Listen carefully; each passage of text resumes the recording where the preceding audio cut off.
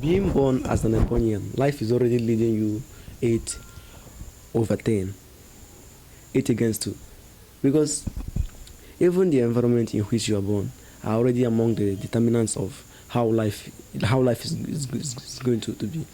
Number one is that parents haven't given birth to their children without proper planning and without proper plans of what the child is going to become, how they're going to train him, the kind of education he will have.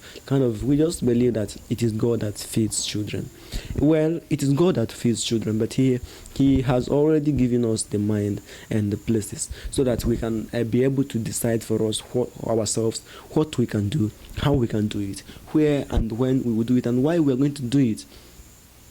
So you bringing a child into this world to just go and fend for themselves is not easy, because fending is almost something about suffering, where life is already leading you 8 against 2.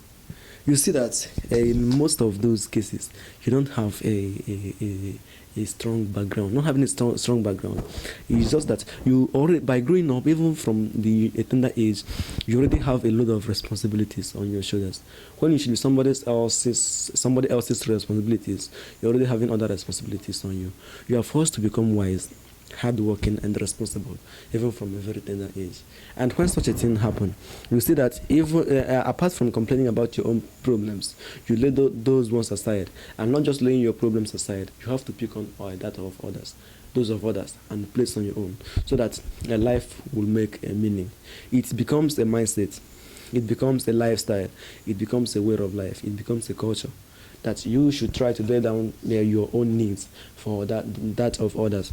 So the moment that a child should be growing up and be developing and also be developed for his own success and for the success of others, he is using that time for catering to the needs and depths of things that should have been taken care of by those who came after him.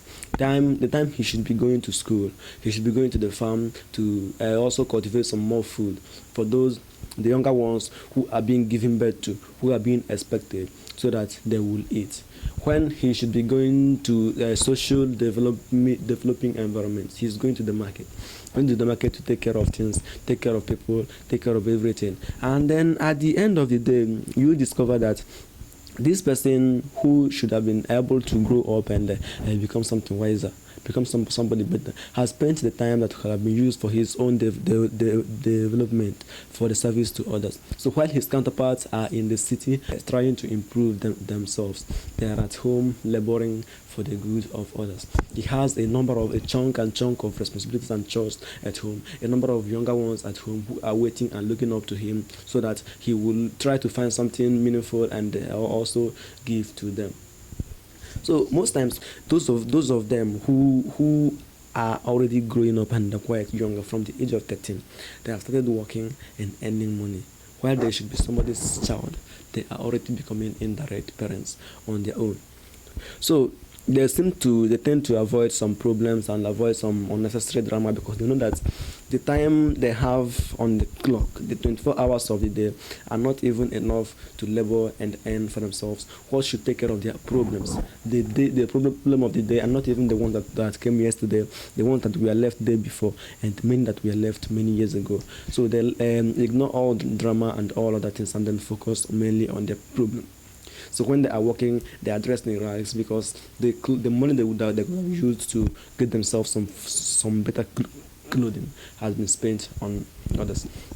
So when they are now growing up and getting charged with the needs of life and the responsibilities of life, you see that those of their counterparts who are already growing up and having a lot of things doing, will be seeing them as failures and people who did not attempt much in life. But they say that a child whose nose has been cracked by the gods does not know what it took others to crack their own. So when your parents are taking care of your problems and giving you the best of what you needed in life and what you should have, you see that the little resources you have, the little things you have, when you apply it, it will seem like a great thing, because all the holes in your life have been filled up.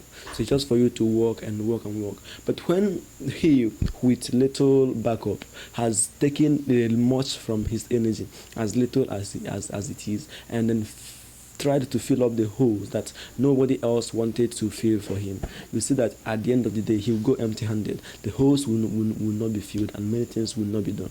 So when others see them, they will seem as people who are failures and lazy and are non-hardworking.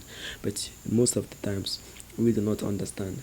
Then the ethnic stereotype of those who see them as as objects of ridicule, because they grew up into such an environment where by learning from others, they understood that this group of people, this set of people, have always been instruments of castigation, stereotype, and all kind of ridicules. So even then, most of us who practice it do not even know how it started, where and when it started, and why we are doing it.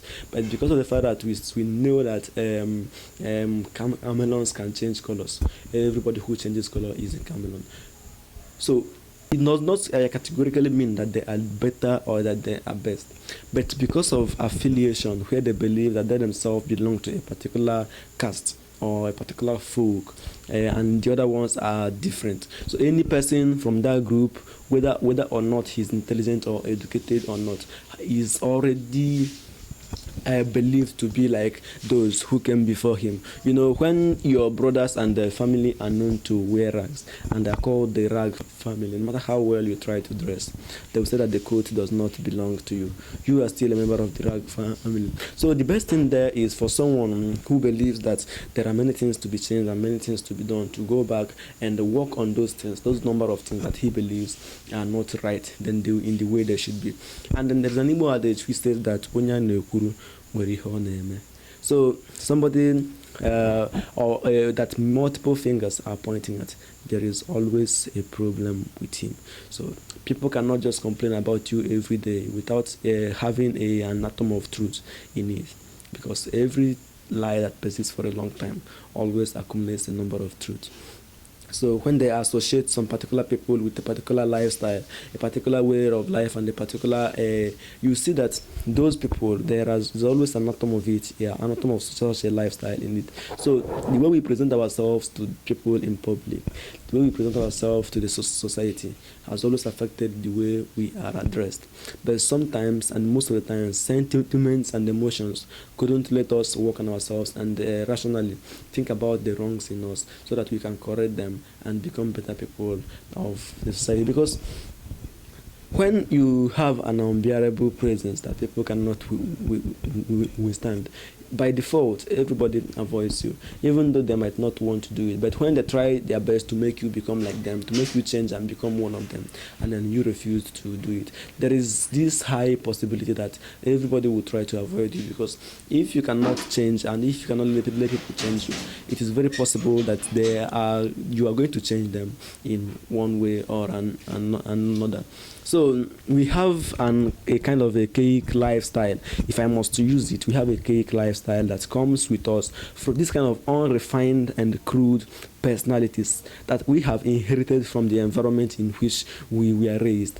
So that unrefined personality is what we bring out among other people in the society, wherever we go, even outside our own people, outside the protection of our own people. We bring that in out and show it boldly to others. So when we show it to them, the first question they ask is, who is this person? And they just name where you come from. Another person comes another day and behaves like that. Who is this person? The name where you come from. It is the same place as the first person. When the third person comes and behaves that same way exactly, they will ask you, who is this person? And they will still name that same place again. The next thing is, that is how they behave. So anybody who comes afterwards and try to create a different personality, a different impression, they will believe that this is a pretense. It is because he has become conscious of how his people are known. They don't know the difference of known to behave. He is trying to create a presence-conscious impression, which is not a typical of them and which is not even part of him, but something that he has coated himself with, that which will still wear out with the passage of time. But Even among a number of people who are not good, among the cruel people, among bad people, among unrefined people, there is always a refined ones among them. But the noise of the rowdy, the noise of the ignorant, the noise of the arrogant would not let the sensible man utter his wisdom.